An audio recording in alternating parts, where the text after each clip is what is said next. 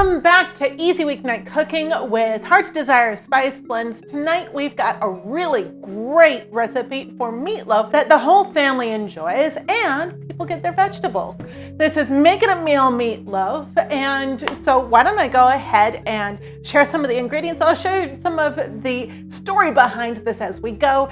So first of all, what do we need? We need a small onion, 1 large rib of celery, 2 medium carrots, 1 6-ounce can of tomato paste, 3 eggs, 1 pound of ground meat. Your choice. I really love beef, but some people can't have it or they're watching the calories. So 1 cup of breadcrumbs, 2 tablespoons of Worcestershire sauce, 2 tablespoons of Heart's Desire Spice Blends Provincial Poultry, 2 teaspoons of our chili bowl spice, 1/2 a bag or 8 ounces of peas and carrots, and BBQ sauce to taste. So why don't we go ahead and get cooking? This is going to be really simple if you've got a good food processor. The way this really came about is some time ago, my stepfather started trucking and his doctor all of a sudden said, "Congratulations, you are proto-diabetic. You're about to be a diabetic. Do something about it now." And what did we do? Mom and I ended up getting him some really great freezer meals that he can take in the truck, and he lost weight as a trucker because he was taking meals that not only had the protein content, but also had the vegetable content that he needed. And this was his favorite. He requested it time and again and never got tired of it. And it's kid approved. I've had kids who don't like vegetables love this stuff. So we're going to go ahead and get started with one hack. We're going to need breadcrumbs here. And if you don't have any from the store, you're going to be drying some bread in your oven. So what you do is you spread 2 to 3 pieces of bread, depending on the size of the piece. If it's a large size, 2 of them. If it's a really small piece of bread, then 3 of them. Cut them up, put it on a cookie sheet in the oven, and bake between 170 and 200 for about an hour, maybe less if they dry quickly. Bring it out and put those into a plastic zipper lock bag. And then, my lovelies, make sure that most of the air is out of here and grab your trusty rolling pin.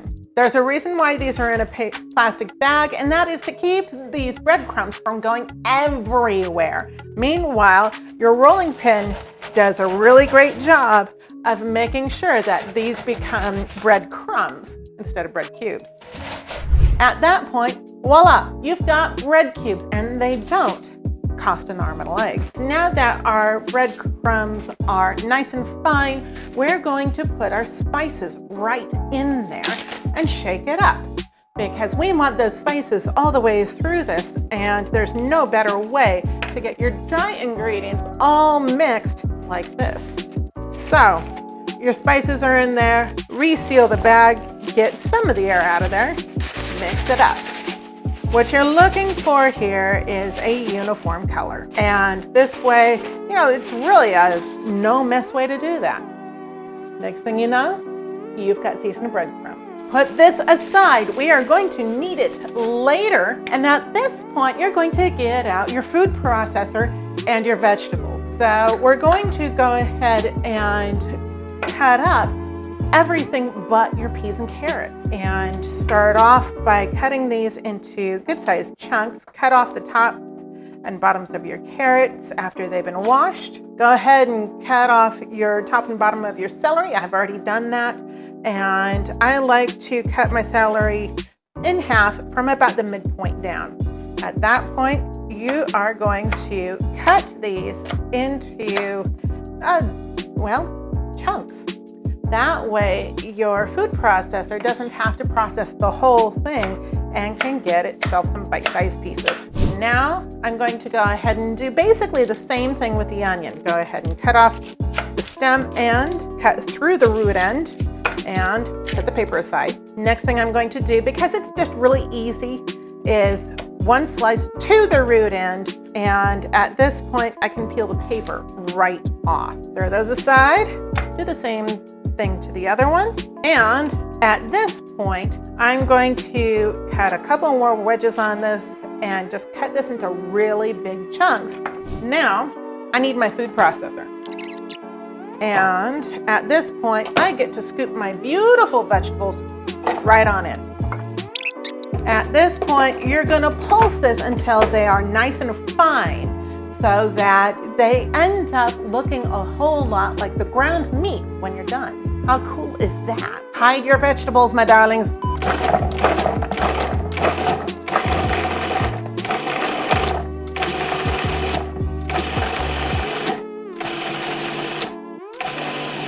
And honestly, this stuff is looking beautiful. We're not done yet, but we're definitely getting there. The next step is to add your seasoned breadcrumbs.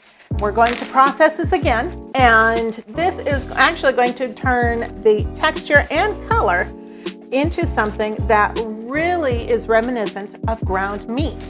I love that idea. Give it several pulses.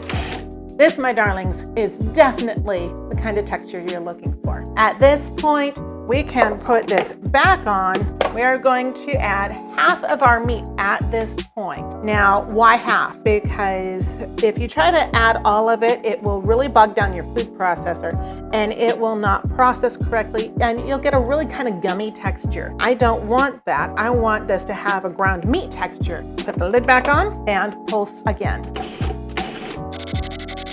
So when it starts coming together and kind of looking like a ball of dough and trying to go over to one side of the food processor, that's about when it's ready. At that point, what you're going to do is you're going to take this off and put your food processor aside and bring out a bowl.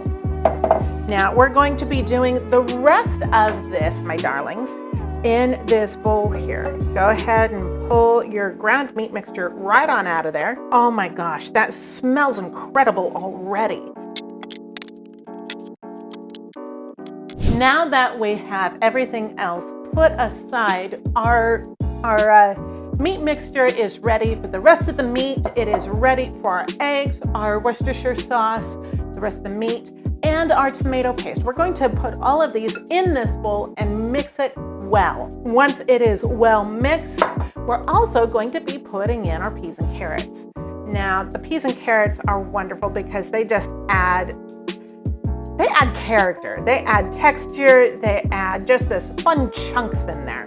Now, with my eggs, I always make sure that I break them into something other than my bowl because these are farm fresh eggs. And sometimes you don't know when something's been strange.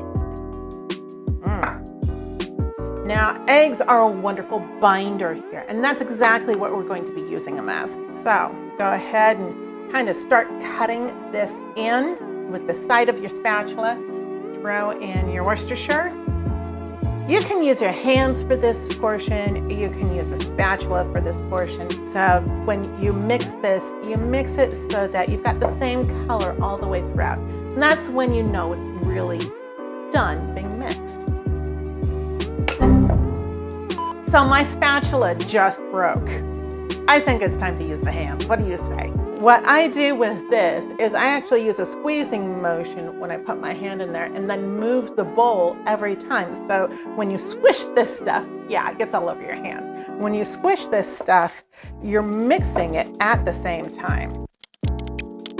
That looks like it's got about the same color throughout. It's time to put in the peas. Now, why do I wait until now to put in the vegetables? Because I don't want them breaking up when I'm stirring everything. So I'm gonna squish these in, and you can start folding them in or kneading even to make sure they get all throughout there. So good. And there, my friends, you have your meatloaf. Take a look at that. Now, when you're ready to put this in the oven, you will have your oven preheating to 350 degrees. This can go in a 9x13 or 9x9. My favorite is to actually put it in disposable 1 pound loaf pans, and it does really great. So why don't I show you what that looks like by diving into the oven with what's in there now. Oh my gosh. Oh, that's great. This recipe will fill about 4 of these, and each one of these 1-pound loaf pans could easily be a meal for one person. This is what we used to send with my stepfather in the truck. Would you look at that? That doesn't even have barbecue sauce on it yet. Really?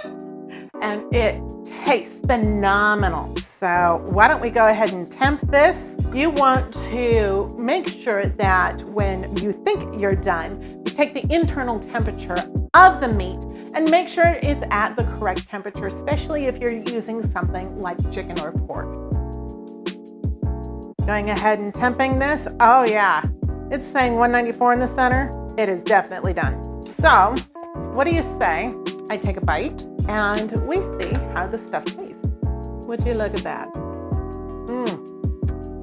Yummy. You could not tell, unless you're really looking, that there's all those vegetables in there. Seriously, this stuff is way yummy. The smell is wonderful. It's got that Tex-Mex sweetness in it from that chili bowl spice. And that caramelization on top is the bomb. Oh. Oh my gosh, flavor. Oh yes, I love it. Oh man. What hits you first is just a ton of flavor. It doesn't taste like just beef or just chili bowl or just this spice or that spice. It is its own flavor. You get that just little bit of a Tex-Mex zing right back here without it really being hot. It's wonderful. The flavor is phenomenal without barbecue sauce even, though definitely if you want more caramelization on the top, add some barbecue sauce just before you put them in the oven. A 1-pound loaf pan like this will be in the oven for about half an hour, or you can go ahead and throw these in the freezer and bring them out frozen, stick them in the oven at 350 for about an hour, and you have dinner. So from our house to yours, that is Make It a Meal Meatloaf. You guys have a great day and you keep things tasty.